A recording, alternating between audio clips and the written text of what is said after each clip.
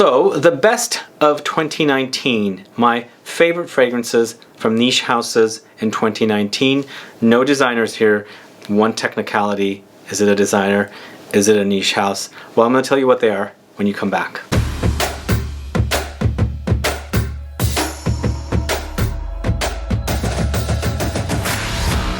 Thanks so much for tuning in. This is Sebastian with Smelling Great Fragrance Reviews. If this is your first time tuning into the channel and you love watching fragrance reviews, finding out about new fragrances, discovering new brands, and of course participating in giveaways and still haven't subscribed, please click the link in the info box and also click the bell icon so you'll be notified for future videos and giveaways.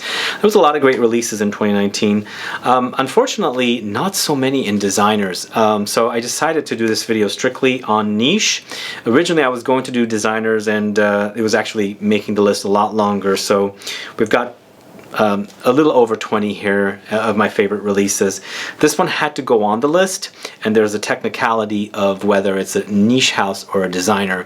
Well, it's Guerlain's Bois Mystérieux. I bought it right at the beginning of the year, in January. It's a 2019 launch.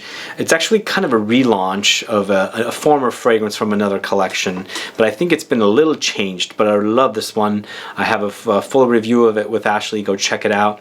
This one's very resinous and balsamic, very woody, very aromatic, lots of leather, lots of myrrh, bay leaves, cedarwood, patchouli. There's some cuminy thing in here also, or maybe caraway seeds.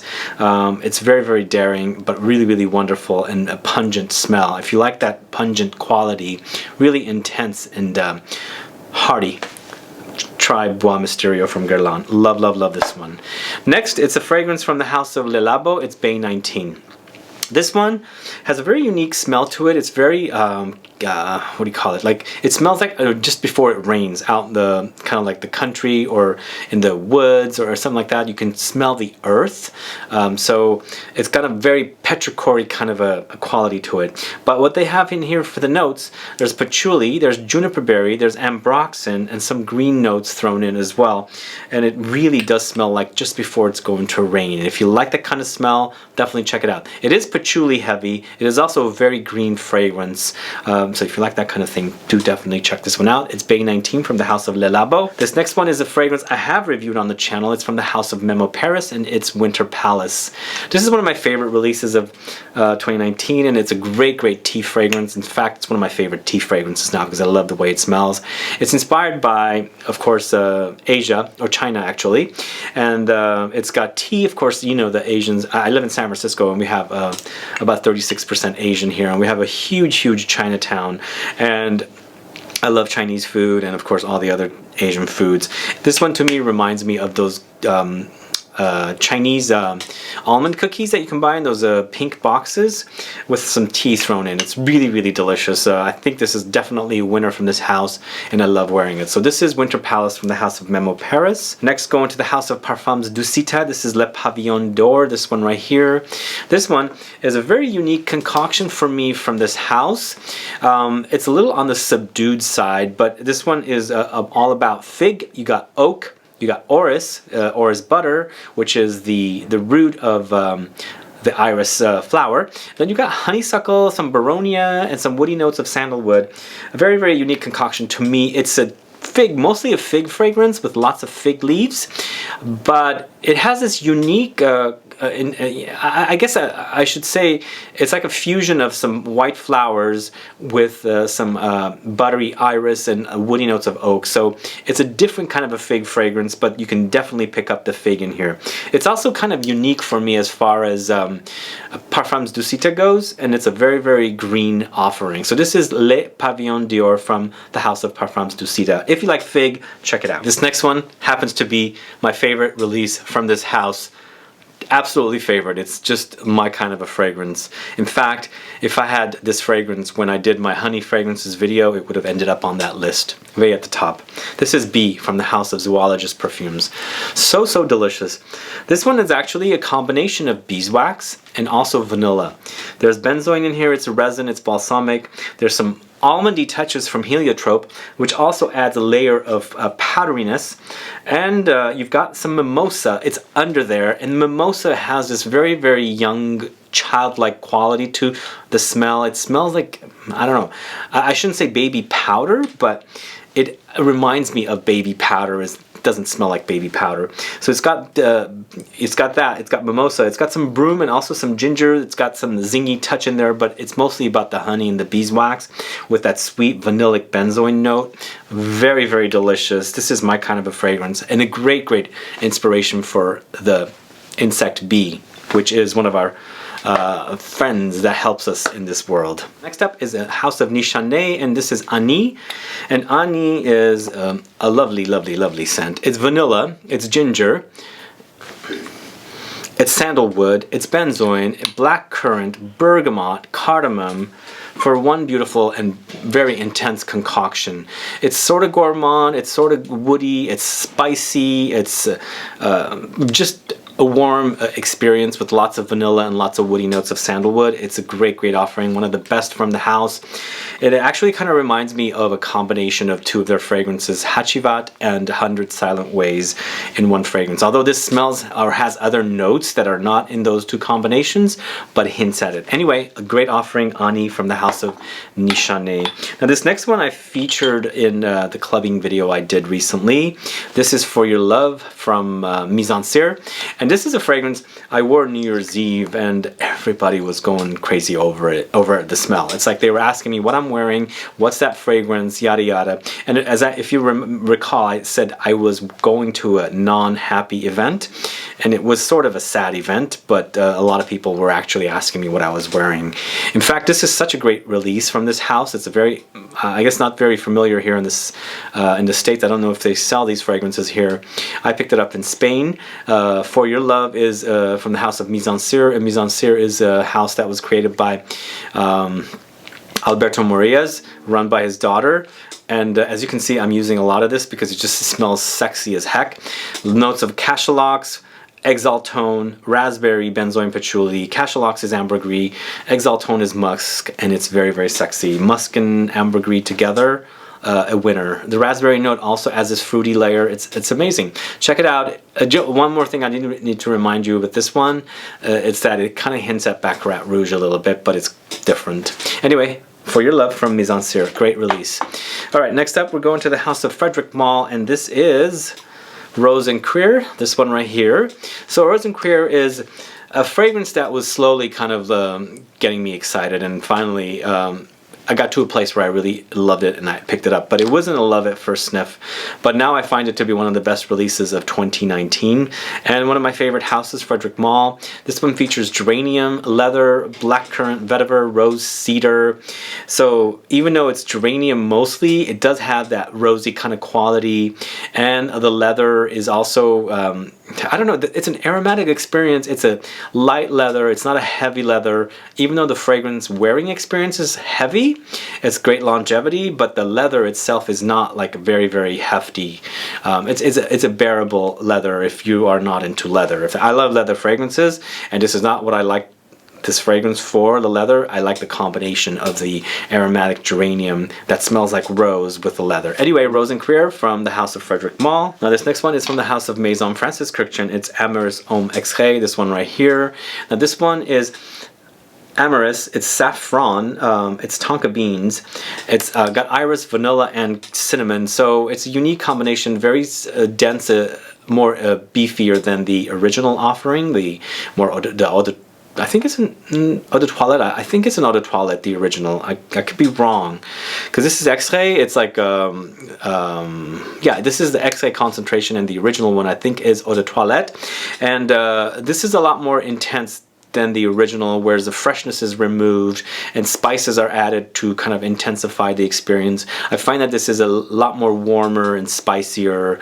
It definitely still features the AMYRIS as a note. It's prominent, and then you also have lots of saffron. There's a leathery touch in there, and then the tonka beans give this like slight tobacco-ish ambery quality to the fragrance. AMYRIS, wonderful release from the House of Maison Francis Kurkdjian. Check it out. A great, great release from 2019. Alright, so this next one is from the House of Imaginary Authors, a more recent release. It's a Telegramma. This one is a lavender balm, but with vanilla. Vanilla and lavender really work well together. The combination is great. I love it. Sweeter note with like a aromatic herbal note of lavender. Wonderful. And then we have AMYRIS thrown in here as well, like the previous fragrance. There's a linen note, a talc note, antique wood note. So it's a very, very powdery lavender experience for me. Sort of like giving you like a fougere-like quality, the talc and the linen, the talc note mostly, which is you know, like a barbershop-y experience. So very wonderful release from the House of Imaginary Authors, and I really love this indie house, especially for the fact that you have indie niche fragrances at under $100 for a 50 ml bottle. So very unique fragrances that's not going to really break your bank. So Telegramma from the House of Imaginary Authors is another great offering from 2019. This next one is from the House of Maître Parfumé at Gantier, and this is Patchouli 1969. And I am the patchouli lover, obviously, you know this. And this one is patchouli with LME resin. There's also sandalwood here, musk and cardamom. It hints at other patchouli fragrances, but this one has this unique twist to it with the LME. The LME resin I find to be a little on the bitter side, so the sweetness is not quite there, but there are some sweet touches in here from the sandalwood, I'm assuming, or maybe some of the musk and the cardamom. But wonderful release. I love this one, and I love it for the sillage. The sillage is great, the trail it leaves, and if you like patchouli, definitely try this one. One thing I should let you know, this is not one of those very cakey, chocolatey cakey kind of patchoulis. There's a lot more happening. It doesn't, you know, come off very dark and chocolatey with this one. Anyway, Patchouli 1969 from the House of Maître Parfumé at Gantier is an awesome release. Now this next one, there's a tie. It's two from the House of XERJOFF. This is ACCENTO Overdose. Great release from 2019. Fruity notes, jasmine, lily of the valley, aldehydes. The fruity notes are really big and intense, and then it's really nicely balanced with the floral notes of the jasmine and the lily of the valley, because I love that combination. It makes it very, very fresh to wear, like fresher, although the only thing is it does dry down very woody. So I mean, when you smell it, put your nose to it, you can already smell the woody backbone, but in front all you're smelling is the fruits and all the floral notes, but in the base, it's going to weigh down and become woody. So I guess I wouldn't overspray this one, even though I find like it could be a fresh. I think even though it's winter now, this is going to be a very, very awesome spring and summer release. Just summer, go easy on the trigger. I think it'll be fine all year round. It's just a very happy fragrance. Anyway, ACCENTO Overdose is one, and one more from XERJOFF, and it's a tie, as I said. Starlight. Warm and spicy to the max. I love this one. It is so delicious. I love warm and spicy fragrances. This one would have ended up in my warm and spicy fragrances video. If you like warm and spicy fragrances, definitely watch that. I was focusing on cinnamon and cloves, which this one has. This one also has cardamom. It has, of course, cinnamon and cloves. You've got almonds here, amber, cedarwood. Absolutely delicious. Really, really yummy. Gourmand galore. Absolutely love it. So this is Starlight from the House of XERJOFF. Definitely an awesome release from 2019. All right, another gourmandish release, and this time it's from the House of BAIE KILIAN. This is Rolling in Love. Rolling in Love is all about almonds with powdery iris, freesia, tuberose, tonka beans, and vanilla. Now, I think tonka beans and almonds really work wonderfully together, because not only do I get a tobacco-ish kind of ambery vibe from tonka beans, I do get a nuttiness, and it reminds me a little bit of like bitter almonds. So almonds, tonka beans together with the vanilla, with a lot of floral touches. The freesia and tuberose are there. So I find this like to be like a floral gourmand, if that makes sense. Really, really delicious. It's not as beefy as other fragrances, like it's not as strong as BAIE KILIAN's Love. Even Black Phantom, I find this one to be lighter, but I think it's a great, great offering. BAIE KILIAN Rolling in Love is another great offering from this house. So this next one has two fragrances. It's a tie, two fragrances that were launched together as part of 4 or 5 fragrances from this house, and it's ROJA Parfums and the Parfum Cologne versions of Scandal and then of course Creationy. Creationy is my favorite, or Enigma is my favorite fragrance from the house of ROJA Parfums, and what they've done here is made it more fresher. In fact, the fragrance starts off more fresh at the top. You get lots of citrusy touches at the top, and then it dries down to become more and more and more and more like the original fragrance with its amberiness and the booziness and the vanillic touches. And then Scandal Pour Homme, very similar here. I prefer this one slight bit more than this one because as a regular fragrance, I prefer Creationy more than Scandal, but here it's the reverse. I prefer Scandal here just a little more than Creationy. And what they've done here with Scandal is made the aromatic notes a little less aromatic at the top with a lot more citruses. So you've got lots of citruses and very, very fresh.